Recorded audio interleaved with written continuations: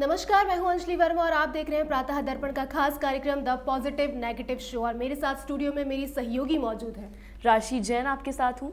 जैसा कि आप जानते हैं, हम लोग हर रोज़ आपसे बातें करते हैं और बात करते हैं कुछ ऐसी अहम बातों पर और जानने की कोशिश करते हैं कौन सी खबर को कितनी प्रमुखता के साथ किस अखबार में छापा गया है। राशि, बिल्कुल।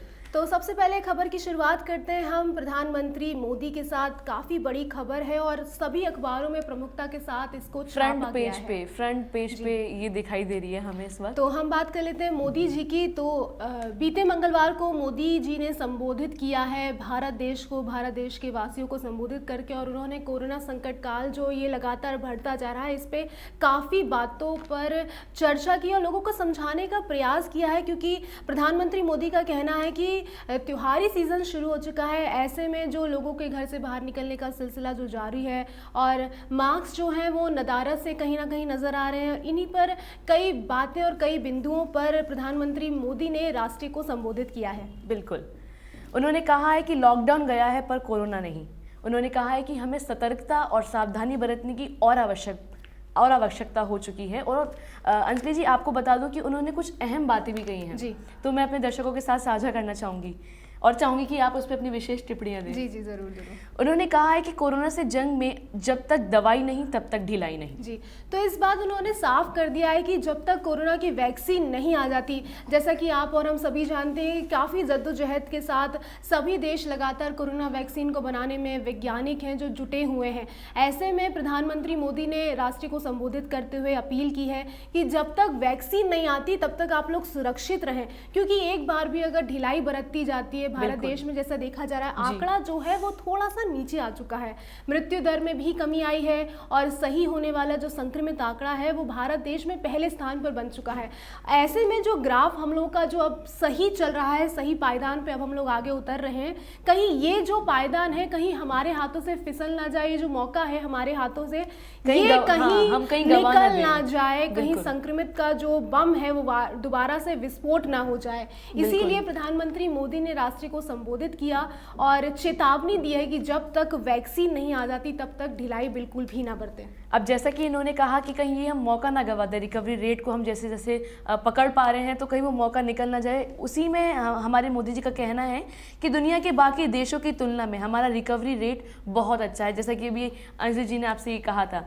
अगला उन्होंने कहा है कि यहाँ हालात बेहतर हैं, हमें संभली स्थिति को बिगाड़ने नहीं देना है। जी, त्योहारी सीज़न है, अगर ऐसे में ज़्यादातर भीड़ भाड़ से हम लोग निकलेंगे घरों से बाहर, बाज़ारों में ज़्यादा भीड़ नज़र आएगी और कोई भी एहतियात बरतता अगर नहीं आएगा नज़र, तो लाजमी सी बात है कि विस्फोट होने की जो चीज़ें हैं वो लगातार बढ़ती चली जाएंगी और नहीं कहा जा सकता है कि कब ये विस्फोट हो जाए कोरोना। वही बात है ना अंजलि जी की सावधानी हटी दुर्घटना घटी, तो उसके लिए हमें बहुत सतर्क रहना है। उन्होंने कहा है कि समय यह माना नहीं कि कोरोना का खतरा टल गया है। मतलब अभी आप लोग ये मत मानिए, आप लोग अगर घरों से बाहर निकल रहे हैं, त्योहारी सीजन है, तो कोरोना का खतरा जो है वो टल चुका है। कोरोना का खतरा आज भी उतना ही है जितना पहले समय था, जितना कि मार्च में था। इंडिया में जब मार्च में सबसे पहला केस जो था वो आगरा में ही आया था, भारत देश का सबसे पहला केस जो आगरा में ही निकला था, व्यवसायी के घर में जो इटली से घूमकर वापस अपने स्वदेश लौट कर आए थे और सबसे पहला केस वहीं से जो था आगरा में आया था। उसी तरीके से हालात जो हैं जो बिगड़ते चले गए, वो अभी तक जो है काबू में आने का नाम नहीं ले रहे हैं, लेकिन कुछ हद तक जो हालात हैं भारत देश के वो कहीं ना कहीं अब काबू में आ चुके हैं। तो ऐसे में ढिलाई बिल्कुल भी ना बरतें, मास्क का इस्तेमाल ज़रूर करें, सैनिटाइजेशन ज़रूर करें। और यही प्रधानमंत्री मोदी का भी कहना है कि त्योहारों का समय हमारे जीवन में खुशियां और उल्लास का समय लेकर आता है। कठिन समय से निकलकर आगे बढ़ रहे हैं, जिम्मेदारियों का निर्वहन और सतर्कता साथ साथ चलेंगे, तभी खुशियां बनी रहेंगी। अंजलि जी, मोदी जी ने तो हमारे लिए भी कुछ कह दिया है। अच्छा, देखिए मैं आपको बताती हूँ। उन्होंने कहा है कि वैक्सीन आते ही सब तक पहुँचाने की तैयारी की जा रही है और साथ में ये भी कहा है कि मीडिया से जुड़े लोग नियमों के पालन के लिए प्रोत्साहित करें। बिल्कुल बिल्कुल, तो हमारा इसलिए हम लगातार आपको सतर्क कर रहे हैं, आपको समझा रहे हैं कि भैया मोदी जी की बातों को मानिए, हमारे जो शासन प्रशासन के नियम है उनको फॉलो कीजिए, कानून को ना बिगाड़िए। आपसे लगातार अपील की जा रही है। अब देखिए मोदी जी ने भी हमारी फटकार लगा दी और कह दिया है कि हमें प्रोत्साहित करना है, तो आप उनकी बात मानिए और हमारी भी थोड़ा सुन लीजिए और कोरोना की तरफ थोड़ा ध्यान दीजिए। त्योहारों के सीज़न में मत भूलिए कि भैया घर से बाहर निकलना है, शॉपिंग करनी है, हम सब समझते हैं, लेकिन आपकी सावधानी बेहद ज़रूरी है। जी, तो बढ़ते हैं अगली खबर की तरफ। कोरोना से आगे बढ़ते हुए आपको आगरा की तरफ ले आते हैं। बता दूं मैं फटाफट आपको कि बीते मंगलवार को जो आगरा शहर में 138वीं मौत कोरोना से अब हो चुकी है। आगरा में मौत का जो आंकड़ा है 138 पर पहुंच चुका है। कहीं ना कहीं एक खतरे की घंटी जो है वो लगातार बजती जा रही है। तो अभी भी कुछ नहीं बिगड़ा है, सतर्क हो जाइए। इसी के साथ जो नए मामले हैं वो 42 यानी कि 42 नए मामले मंगलवार को एक बार फिर से कोरोना के सामने आ चुके हैं। तो आप लोग सतर्क रहिए। इसी के साथ आगरा शहर में जो अब एक्टिव केस की संख्या है वो 485 यानी कि 485 अब आगरा में एक्टिव केस की संख्या हो चुकी है। राशि लगातार केस जो है वो बढ़ते ही चले जा रहे हैं, रुकने का नाम तो नहीं ले रहे हैं, लेकिन फिर भी स्थितियां जो हैं कहीं ना कहीं कंट्रोल में तो हैं। ऐसे में ज़रूरत है कि स्थितियों को कंट्रोल में ही रहने दें, कहीं हाथ से निकल ना जाए। और बढ़ते हैं अब आगे की तरफ। कोरोना से आगे बढ़ते हुए बात कर लेते हैं एग्जाम्स के बारे में। बिल्कुल, मैं आपसे वही कह रही थी कि आपने वो मूवी देखी है मुन्ना भाई MBBS? बिल्कुल बिल्कुल। तो भाई आगरा का कोई ऐसा ही नज़ारा हमें देखने को मिला है एतमाद दौला में ही, और ऐसी परीक्षा कराई गई है कि सारे भाई सब टॉपर ही करने वाले हैं, सब टॉपर ही बनेंगे। जी, आपको बता दें बीते मंगलवार को एक खबर जो थी, विश्वविद्यालय की एक परीक्षा चल रही थी एतमादौला में, HF मेडिकल कॉलेज में, माफ़ कीजिएगा, HF मेडिकल कॉलेज एतमादपुर में स्थित है। और यहाँ पर मेडिकल MBBS की परीक्षा चल रही थी, जहाँ पर 10 मुन्ना भाई MBBS को पकड़ा गया है। काफ़ी प्रमुखता के साथ मंगलवार को ये जो खबर थी शहर भर में चली है और लोग जो है सन्न रह चुके हैं इस खबर को सुनकर, क्योंकि हाईटेक लोग होते जा रहे हैं। यहाँ पर जो 10 लोग थे वो कान में ब्लूटूथ डिवाइस लगाए हुए थे, उनके कान में जो डिवाइस लगी थी, और कॉलेज के बाहर जो कुछ सीनियर्स बैठे थे, आप देखिए साथ भी किसका मिल रहा है भैया, सहयोगी ही सीनियर्स, मतलब सीनियर्स ही आपको ऐसी प्रेरणा दे रहे हैं कि लगाइए ब्लूटूथ डिवाइस, आराम से चीटिंग कीजिए, कोई दिक्कत नहीं, आराम से पेपर पास होना है। तो उनके जो सीनियर्स थे उनको लगातार वहाँ से ब्रीफ दे रहे थे, बता रहे थे, सवालों के जवाब उनको दिए जा रहे थे। ऐसे में चेकिंग के दौरान ये 10 मुन्ना भाई जो पकड़े गए हैं और अब पुलिस जो है लगातार इन पे जो शिकंजा है वो कसने की कोशिश में लगी हुई है। अंजलि जी, खबर कुछ ऐसी भी है कि अपनी तावीज़ में भी उन्होंने डिवाइस लगा रखी थी। देखिए, सोचने वाली बात है कि ऐसी पढ़ाइयों से हमें लगता है कि देश का जो आगे आने वाला भविष्य है वो हम जैसे लोग ही रचते हैं। अगर ये MBBS जो लोग कर रहे हैं वो आगे जाकर के ही डॉक्टर्स के रूप में हमारे सामने होंगे, लेकिन वो अगर नकल से पास होंगे तो क्या गारंटी है कि वो सभी मरीजों का इलाज सही से कर पाएंगे। जी, गनीमत तो ये रही कि ये लोग 10 लोग पकड़ेंगे और इसी में अब जांच पड़ताल भी की जा रही है। जो गए एग्ज़ाम है, क्या उसमें भी इस तरीके की कोई हरकत की गई है, क्या कितने एग्ज़ामों में इस तरीके की चीटिंग की गई है, क्या ये पहली बार मामला है जो पकड़ में आया है, इससे पहले पता नहीं कितनी बार चीटिंग की जा चुकी है, लेकिन मामला जो है पहली बार ही पकड़ में आया है। वहीं आपको बता दें जब इन 10 लोगों की गिरफ्तारी हो रही थी उस टाइम ये लोग फूट फूट कर रोने लगे। बिल्कुल, देखिए अंजलि जी, चाहे वो नकल करे चाहे वो कुछ भी करे, मेहनत तो विद्यार्थी करता है, किताब तो खोलनी ही पड़ती है, मुश्किल काम होता है, क्योंकि मुझे तो किताब खोलते ही नींद आती है, मुझे लगता है आपको भी आती होगी।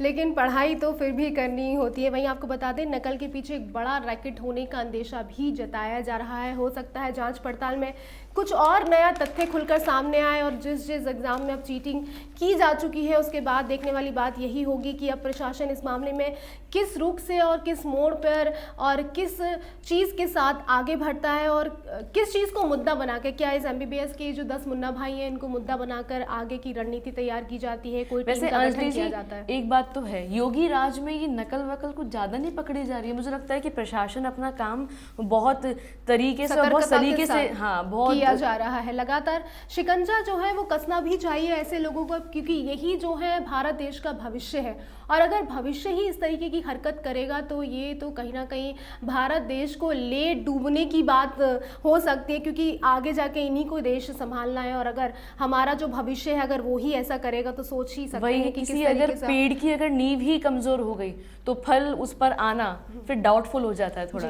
तो पढ़ाई के साथ अगली खबर भी अब ऐसी ही कुछ टीचर्स को लेकर भी आपको सुना देते हैं। फैसला आया है मंगलवार को एक बड़ा कि टीईटी की वैधता जो है पहले जो 7 साल की थी अब उसको बढ़ाकर आजीवन के लिए कर दिया गया है। काफ़ी अच्छी और राहत भरी ये खबर है टीचर्स के लिए। जो केंद्रीय सरकार ने शिक्षक बनने के इच्छुक अभ्यर्थियों के हक में महत्वपूर्ण फैसला सुनाया है।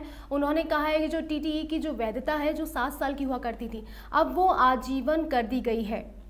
क्या यानी कहना कि चाहेंगे? टेट के जो टेट के लिए जो टीचर्स तैयारी करते हैं उनके लिए बहुत अच्छा एक खुशखबरी सुनाई है सरकार ने।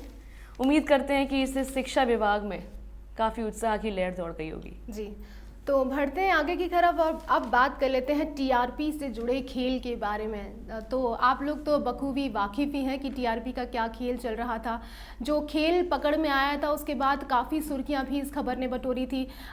2 जो ऐसे न्यूज़ चैनल थे जिनके खिलाफ मुकदमा दर्ज किया गया था और कार्यवाही भी की गई थी। अब ये जो कार्यवाही है उसने अगला मोड़ ले लिया है और अब ये कार्यवाही चली गई है सीबीआई के हाथों में।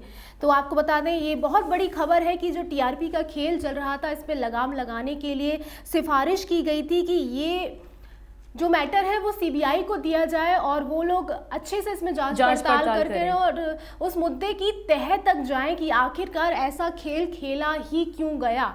टीआरपी का जो खेल है वो दर्शकों के साथ जो पूरी तरह से खिलवाड़ किया गया है।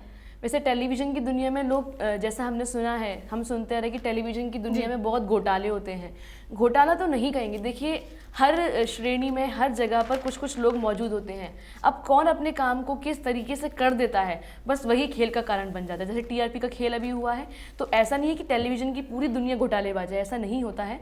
जो बीच के जो लोग आते हैं वो एक कहीं ना कहीं रास्तों में दिक्कतों का पहाड़ खड़ा कर देते हैं बस। जी जी जी, तो काफ़ी बड़ा फैसला यहाँ पर लिया गया है। सीबीआई जब जांच करेगी तो काफ़ी तथ्य भी खुलकर सामने आएंगे और देखने वाले वो चैनल्स के अलावा भी किसी और के नाम का ये जो भंडा फूटता भी है या नहीं, या देखते हैं आने वाले समय में क्या मोड़ लेता है ये टीआरपी का खेल। वैसे अंजलि जी एक बात मैं आपको बताऊं कि अभी त्यौहार का सीज़न सर पर है और मुझे लगता है कि नवंबर दिसंबर में तो कई सारी अभी शादियों की डेट्स भी हैं कोरोना के चलते। बहुत टाइम बाद हमें बैंड बाजों की आवाज़ सुनाई देगी रोड्स पे।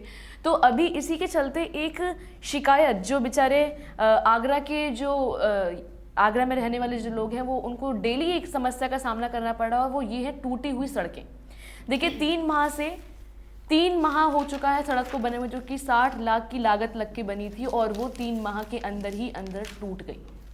60 लाख रुपए की जो लागत होती है वो कोई छोटी मोटी रकम नहीं होती। प्रशासन ने अपना काम किया है, लेकिन गौरतलब ये है कि सड़क पूरा समय लगा है, 3 माह का इसमें वक्त लगा और वो इतनी जल्दी टूट कैसे गई। या तो सड़क बनने के बाद उसकी गुणवत्ता की चेकिंग नहीं होती है, कुछ तो है, कहीं तो ये मात खा जाते हैं। ये हर बार हमारे पास केस सामने आते हैं। जी बिल्कुल, काफ़ी ऐसे केस हैं जो लगातार सामने आते हैं और लोगों का गुस्सा भी इस मामले में फूटता है। नगर निगम लोग पहुंचते हैं, नारेबाजी की जाती है, नगर आयुक्त हों, अपर नगर आयुक्त हों या फिर मेयर साहब हों, इनके खिलाफ जमकर नारेबाजी की जाती है। लेकिन कहीं ना कहीं ये जो मुद्दा है ना सिर्फ उसी टाइम के लिए गर्मा जाता है, लेकिन कुछ ही समय बाद ये जो गरमाया हुआ मुद्दा है जितनी जल्दी गर्म होता है उतनी जल्दी ठंडा भी हो जाता है। लेकिन लगातार फर्जीवाड़े हैं जो सामने आते रहते हैं। देखिए अभी जो मैं आपको बता रही थी ये जो घटना है कंस गेट से राजा की मंडी बाजार तक की सीसी जो रोड है, सीसी रोड, वो उखड़ने की घटना है, जिसमें कि अभी जांच के आदेश दे दिए गए हैं और इसमें जो निखिल टीकाराम हैं उन्होंने जांच के आदेश दिए हैं। जी, निखिल टीकाराम फुंडे जो हैं नगर आयुक्त हैं आगरा के और उन्होंने जांच के आदेश अब जारी कर दिए कि किस तरीके से ये सड़क बनाई गई थी और इतनी जल्दी और इतनी भारी लागत में जो ये सड़क बनी थी इसका टेंडर भी पास हुआ था। तो किस तरीके से इधर काम किया गया है और इतनी जल्दी सड़क कैसे टूट गई, इसका पूरा अब जांच पड़ताल की जा रही है। तो ऐसे ही एक और घोटाले की तरफ आगे बढ़ते हैं और आपको बता दें त्योहारी सीजन में जो है एफएसडी ने अब छापेमार कार्यवाहियों को करना शुरू कर दिया। उन्होंने दशहरा दीपावली को नज़दीक आते ही अब जो दुकान है उधर से सैंपल लेना शुरू कर दिया है, चाहे वो सैंपल कूटू के आटे के हों, काजू के या साबुदाने के नमूने, इन सब के नमूने उन्होंने अलग अलग जगह से उठाने शुरू कर दिए। और ऐसे में अगर कहीं पर पर भी कोई गलत हरकत या मिलावटी चीज़ पकड़ में आती है तो यहाँ पर सख्त कार्रवाई के निर्देश भी जारी किए गए हैं। और उम्मीद करते हैं कि आगे भी जो त्योहारी सीज़न में इसी तरीके से छापेमार कार्रवाइयाँ होती रहेंगी और बचाने का प्रयास लोगों को ज़रूर किया जाएगा नकली और मिलावटी सामान से। लेकिन राशि, आगरा में जो है ये मिलावटी सामान का जो कारोबार है वो लगातार फलता फूलता जा रहा है। जो पैर हैं इन लोगों के वो जमते चले जा रहे हैं, हर बार कार्रवाइयाँ होती हैं। हर बार छापेमारी हमने देखा, अभी भी कुछ खबरों में इससे पहले ये निकला था कि छापेमारी हुई है, जो सब्जियों के ट्रक होते हैं उसको भी पकड़ा गया था, सीज किया गया था। लेकिन कहीं ना कहीं ये या तो शासन की लापरवाही कह लो, प्रशासन की लापरवाही कह लो, या कोई तो है जो इसमें शह दे रहा है। बिल्कुल, अभी इसकी अंदर तक कार्रवाई की जाएगी, हमें लगता है कि की जानी चाहिए। तो त्योहारों का सीजन सर पे खड़ा हुआ है जी। वहीं आपको बता दें एफएसडी ने जो ये कार्यवाही की है खेरागढ़ में, जगनेर में की गई है और दरेसी नंबर 2 पर भी ये कार्यवाही की गई है। अब आने वाले समय में कार्रवाइयों का सिलसिला ऐसे ही आगे बढ़ेगा।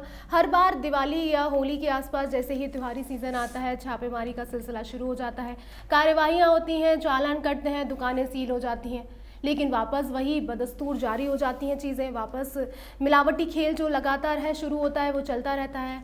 लेकिन जो हिंदुस्तान में या आगरा शहर में ये जो मिलावटी खेल का जो गोरख धंधा है जो फल फूल रहा है, इतनी जल्दी से अपने आप को दम तोड़ने वाला नहीं, मुझे तो खैर नहीं नज़र आ रहा है कि ये इतनी जल्दी दम तोड़ पाएगा। बिल्कुल अंजलि जी, आपने आगरा शहर की अगर बात कही है तो देखिए आगरा में जो मशहूर जगह है वो है मेहताब बाग। थोड़ी सी खबर आपको उसके बारे में बताते हैं।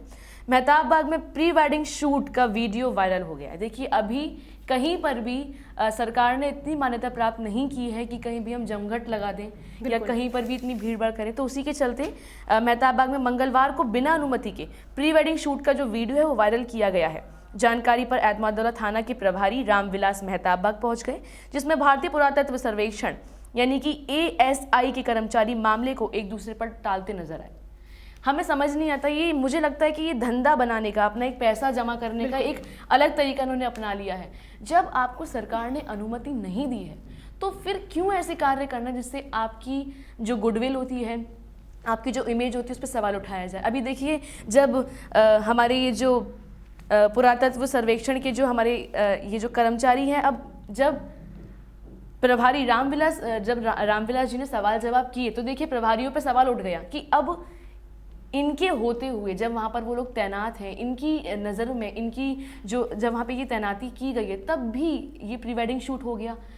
अंदर एंट्रेंस करने तक का जो रास्ता है, आप अंदर तुरंत तो एंटर नहीं कर सकते, किसी न किसी ने तो आपको शह दी होगी। बिल्कुल बिल्कुल। तो मिली भगत से ही सारे काम हो रहे हैं, चाहे वो शासन हो, प्रशासन हो, अधिकारी हो। कहीं ना कहीं साठ गांठ ऐसी कर ली जाती है जहां पर ये जो खेल है इस तरीके का या कानून तोड़ने की जो व्यवस्था है, जो कानून तोड़ने वाला है वो कोई ना कोई ऐसा रास्ता ज़रूर खोज निकालता है कि उसको किस तरीके से कानून का उल्लंघन करना है। कोरोना की गाइडलाइन जो है वो आप ही की सुरक्षा और हमारी सुरक्षा के लिए ही बनाई गई है, लेकिन उसके बाद भी हम सारी सुरक्षा की जो गाइडलाइन है उसको तोड़ देते हैं। फोटो शूट कराया जा रहा है, शादियों का सीजन भी शुरू, और आप देखने वाली बात होगी जो यहाँ पर लिमिट बनाई गई है अपने लोगों को बुलाने की, शादी में शरीक करने के लिए जो लिमिट बनाई गई है, क्या वो भी आने वाले समय में टूटती हुई नजर आएगी? देखते हैं। अब शादियों का सीजन है, देखिए लीजिए अब शादियों में बहुत टाइम बाद तो खाने को मिलता है, टेस्टी जो फूड होते हैं, तो क्या हम देखें कितने लोगों को आना है? यार ऐसा नहीं होना चाहिए। थोड़े से हमें लगता है संबंध अच्छे बनाओ। अब देखो अगर आपको शादियों में जाना है तो आपको संबंध गहरे बनाने होंगे, क्योंकि मोदी जी ने ये अच्छा एक रख दिया है सामने, अगर भैया संबंध अच्छे होंगे तभी आप किसी शादी में शामिल हो पाएंगे। वर्चुअल का ज़माना चल रहा है तो वर्चुअल वेडिंग आप लोग करिए, वर्चुअल तरीके से अपने मेहमानों को इनवाइट करिए, वो लोग घर पर ही टीवी के आगे बैठ जाएंगे इंटरनेट ऑन करके, और पूरा आशीर्वाद आपको मिलेगा, अगर दूर से ही सही लेकिन आशीर्वाद होना शादियों में सबसे ज़्यादा ज़रूरी होता है। अंजलि जी फिर जो खाने की प्लेट्स हैं वो कैसे आएंगी हम तक? तो खाने की प्लेट को फिलहाल के लिए हम भूल जाते हैं और बढ़ते हैं अगली खबर की तरफ और बात कर लेते हैं एक संगीन हत्याकांड के बारे में। बीते नकला कली यानी कि ताजगंज स्थित जो पुष्पांजलि इको सिटी में जो दर्दनाक घटना हुई थी, पूर्व फौजनी की पत्नी को जलाकर मारने की जो साजिश रची गई थी, उसमें जो दरोगा हैं उनके ऊपर कई संगीन आरोप लगे थे, और इस मामले में जो एसएसपी हैं पहले तो उन्होंने उनको निलंबित कर दिया था, और उससे पहले उनको लाइन हाजिर किया गया था और उसके बाद अब निलंबित उनको कर दिया गया है। पर इस वाली जो घटना के बाद भी जो पूर्व सैनिक का परिवार है वो इस घटना से असंतुष्ट है, इस कार्यवाही से पूरी तरह से असंतुष्ट है। आपको बता दें दरोगा पर 60,000 रुपये की रिश्वत का आरोप भी लगा था, जिसमें अभी जांच जो है वो चल रही है, जो पूरी नहीं हुई है। वहीं दूसरी तरफ भूतपूर्व सैनिक अभी इस मामले से बिल्कुल भी संतुष्ट नजर नहीं आ रहे हैं। यहाँ पर जो है पुलिस ने बहुत ज़्यादा ढिलाई बरती, रिश्वत मांगने का जो मामला है वो भी सामने आया। और इसमें इको सिटी में जो रहने वाले लोग हैं उनका भी यही कहना है, जो पुलिस ने तत्परता इस मामले में नहीं दिखाई, अगर तत्परता दिखाई होती तो शायद ये इतनी बड़ी घटना सामने ना। देखिए शासन प्रशासन हर दिन हम सोचते हैं कि कोई भी हत्या को अगर कोई अंजाम देता है तुरंत कार्रवाई की जाती है, बहुत ध्यान रखा जा रहा है, सतर्कता बरती जा रही है, लेकिन उसके बावजूद भी दरिंदे जो होते हैं वो कहीं अपनी हरकतों से बाज नहीं आते हैं। इसी के चलते आपको बताते हैं कि दिसंबर से आगरा में एक खुशखबरी मैं अंजलि जी शेयर कर रही हूँ आपके साथ बिल्कुल। और दर्शकों के साथ भी, कि आगरा में दिसंबर से मेट्रो की धरातल पर दिखने लगेगा काम। यानी कि आगरा में बहुत जल्द अब मेट्रो सिटी बनने वाला है हमारा आगरा। और जो लोग अब जिनको दिक्कत होती थी खासतौर पे बसों में ट्रैवल करने में, ऑटो में ट्रैवल करने में, अब उनके लिए मेट्रो आ चुकी है, तो ये बहुत खुशखबरी की बात है। आपको बता लेकिन दें राशि मैं आपको यहाँ पर रोकना चाहूंगी और बता दूं, ये जो मेट्रो का काम है काफ़ी समय से लंबित पड़ा है, काफ़ी पेपर्स आ रहे हैं, साइन हो रहे हैं, नक्शा तैयार हो रहा है, कहीं पर गेट बनाया जा रहा है तो कहीं पर किसी चीज़ को बनाने का नक्शा ही क्लियर हो रहा है। फिलहाल तक जो कार्यवाही है वो पेपर तक ही सीमित होकर रहेगी, कहीं ना कहीं बढ़ती हुई नजर नहीं आ रही। और विश्वास तो हमें और शायद दर्शकों को भी तभी होगा जब धरातल पर काम दिखता और चलता हुआ नजर आने लग जाएगा। क्योंकि मुझे नहीं लगता प्रशासन इतनी तत्परता इस मामले में दिखाएगा कि अंजलि जी आप किसी का, आप दर्शकों का दिल मत तोड़िए और साथ में मेरा दिल भी मत तोड़िए। देखिए अगर कहते हैं ना कि अगर आप कुछ अच्छी खबर चाहते तो उसके बारे में अफवाहें उड़ाना शुरू कर दो, कभी ना कभी तो आ ही जाएंगी। फिलहाल हमें नहीं पता कि एक अफवाह है या फिर सचमुच ये होने वाला है, लेकिन अभी हमारे पास जो जानकारी है उसमें बताया गया कि 112 करोड़ रुपए से बनेगा मेट्रो का पहला डिपो। आगरा मेट्रो का पहला डिपो जो है फतेहाबाद रोड स्थित पीएसी ग्राउंड में बनेगा, 6 हेक्टेयर में बनेगा ये डिपो और 112 करोड़ रुपए इसमें खर्च होंगे। यह कार्य जनवरी 2021 से शुरू होगा। वहीं मेट्रो का दूसरा डिपो कालिंदी विहार में 6.5 हेक्टेयर जमीन पर बनेगा। अब देखिए जगह का नाम भी इसमें खुलासा कर दिया गया है, तो उम्मीद करती हूँ ये अब जो फिलहाल जो ये खुलासे हो रहे हैं फिलहाल पेपर तक ही टिके हुए हैं, पेपर तक ही सब चीज पास अंजलि जी हो जाएगा लेकिन जब तक धरातल पर काम नहीं आता है, क्योंकि प्रशासन की जो लचर कार्यप्रणाली है जो उनकी, वो तो आप और हम सभी उससे बखूबी वाकिफ है किस तरीके से ढिलाई के साथ काम को आगे बढ़ाया जाता है, क्या लेकिन फिर भी उम्मीद पर तो दुनिया कायम है राशि, अब ये भी कायम है, उम्मीद पर ही देखने वाली बात होगी। उम्मीद है धरातल पर कब तक उतर के सामने आती है। तो बढ़ते हैं आगे अगली खबर की तरफ। आपको बता दें जहां आधा शहर कई बार पानी के लिए तरस जाता है तो कई लीटर जो पानी है बर्बाद हो जाता है। ऐसा एक मामला सामने आया है। बोदला रोड पर जब पाइपलाइन फट गई तो कितनी ज़्यादा दिक्कतों का सामना करना पड़ा और हज़ारों लीटर पानी जो है यहाँ पर बर्बाद हो गया। आगरा शहर की ये तो फिलहाल एक ही जगह की खबर मैं आपको बता रही हूँ, लेकिन अखबारों में और हर जगह या हमारे टीवी चैनल पर भी कई बार ऐसी खबरें प्रसारित हो चुकी हैं जिसमें कई हज़ारों लीटर पानी हो या गंगा जल हो बर्बाद होता रहता है। ऐसे में घर में भी लोगों को पानी की कीमत शायद अभी तक तो समझ में नहीं आ रही है। बाहर तो पानी वेस्ट हो ही रहा है, कई जगह पाइपलाइन टूट जाती है, कहीं पर प्रशासन की लापरवाही हो जाती है तो पानी की वेस्टेज हो जाती है। इतनी मेहनत से लाया गया गंगा जल भी कई बार सड़कों पर बहता हुआ नजर आता है, जहाँ एक ये गंगा जल जो है लोगों की और हिंदुओं की आस्था के साथ जुड़ा हुआ है। एक तरफ बूंद बूंद के लिए लोग तरस रहे हैं, वहीं दूसरी तरफ पानी की बर्बादी बुरी तरह से शहर में हर जगह। अंजलि जी अभी जो सरकार द्वारा है एक अभी अभियान चलाया गया था जिसमें आप देख सकते हैं, अगर आप एमजी रोड की तरफ जाएंगे तो सेंट जॉन्स कॉलेज पड़ता है और आगरा कॉलेज पड़ता है। इस तरफ आप जाएंगे तो देखेंगे कि पूरी जो दीवार है वहाँ पर जगह जगह पेंटिंग्स हो रही हैं दीवारों पर, जिसमें जल है तो कल है और जल ही जीवन है, ऐसे चित्रों का पूरा बनाया गया है। तो ये एक कोशिश की जाती है आपको समझाने की, देखिए कि जल को बचाइए, जल को जितना हो सके। अभी वाटर हार्वेस्टिंग का भी हमने देखा था कि ये बहुत अच्छे चलन रहा, लेकिन इसके बावजूद भी लोग पानी की किल्लत को, पानी के लिए तरस रहे हैं, कीमत को नहीं समझ पा रहे हैं, कीमत को नहीं समझ आने वाले भविष्य के लिए जो हमें पानी को सुरक्षित रखना अभी से शुरू करना होगा, तभी हमारा आने वाला भविष्य जो है वो सुरक्षित रह सकता है। बूंद बूंद के लिए शायद उसको परेशान होना पड़ेगा अगर हम लोग इसी तरह से पानी की बर्बादी करते रहेंगे और करवाते रहेंगे। अभी 36 घंटे के लिए पानी की सप्लाई जो है बंद कर दी गई थी इसी के चलते। जी वहीं आपको बता दें कई बार घरों में भी ऐसा होता है, अगर टंकी खाली हो जाती है, नल में से अगर एक बूंद पानी नहीं आता तो हाथ धोने के लिए भी तरस जाते हैं। उस दिन शायद थोड़ी सी पता चलता है कि पानी की कीमत क्या होती है, लेकिन जब नल खोलते ही घर में पानी आने लग जाता है ना, तो सारी कीमत, सारा डर वहीं की वहीं समाप्त हो जाता है। भाई मम्मियाँ चिल्लाती रहती हैं कि बेटा बाल्टी चेंज कर दो, पानी फैल रहा है, तो बच्चे जवाब देते हैं अरे कोई बात नहीं मम्मा, अभी हो जाएगा बंद।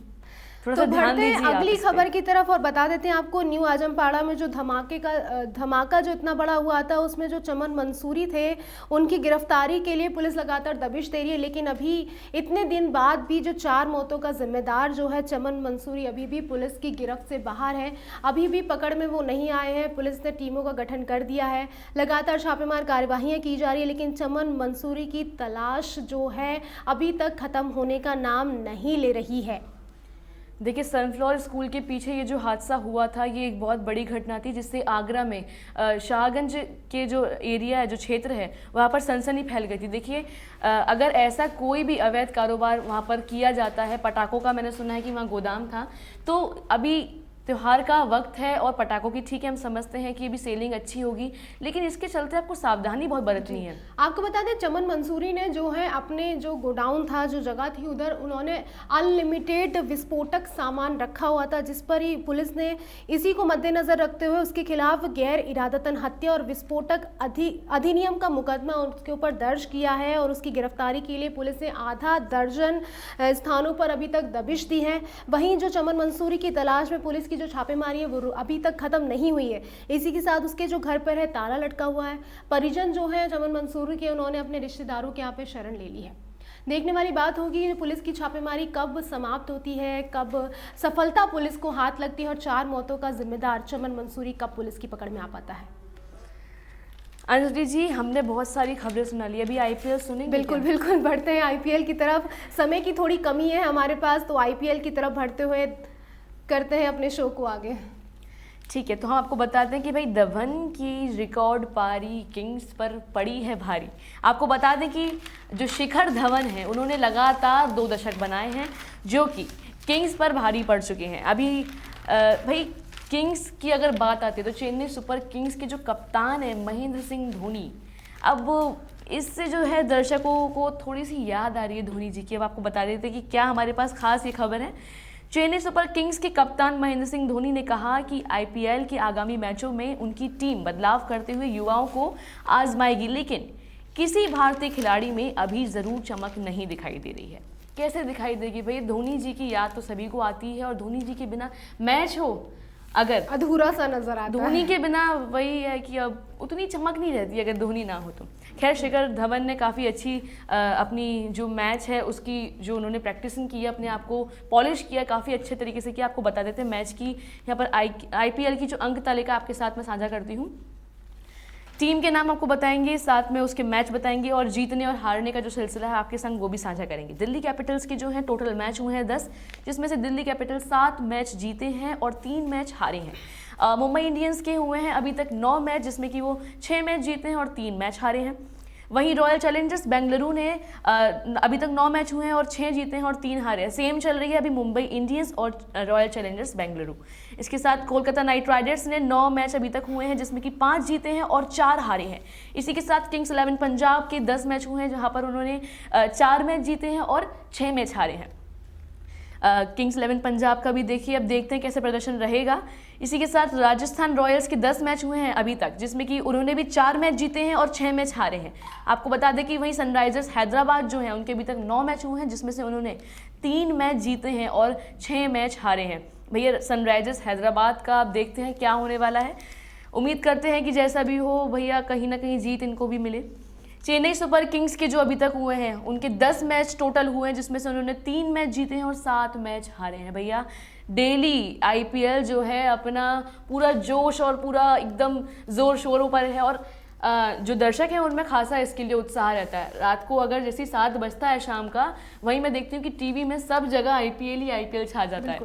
काफ़ी प्रशंसक हैं आईपीएल के जो मैचों का लुत्फ़ उठा रहे हैं कोरोना संकट काल में, जहां एक तरफ लोग परेशान थे, दुखी थे, अपने काम धंधों को लेकर भी काफ़ी परेशान है। ऐसे में उनके माहौल को हल्का फुल्का करने के लिए आईपीएल जो है काफ़ी अच्छा साबित हो रहा है, लोग इसे काफ़ी इंजॉय कर रहे हैं। लेकिन अंजलि जी, इसके साथ साथ आईपीएल से जुड़ी एक बहुत ख़राब बात मुझे जो लगती है वो आप शायद समझ गई होंगी, सट्टेबाजी। आईपीएल पर जो सट्टेबाजी की जाती है ना, देखिए दर्शकों, हम बार बार आपको बताते हैं कि सट्टेबाजी का सिलसिला बंद कर दे, वहीं सट्टेबाजी के आए दिन छापेमारी हो रही है, कार्रवाई की जा रही है। अभी भी कुछ दिन पहले ही 4 लोगों की पकड़ हुई काफी थी। लोग पकड़ में आए थे, पुलिस ने छापेमार कार्रवाई करते हुए उनसे मोबाइल फोन और काफी कुछ सिम कार्ड ऐसे बरामद किए थे, जिसके एवज में वो लोग उन्हीं का इस्तेमाल करके सट्टेबाजी कर रहे थे।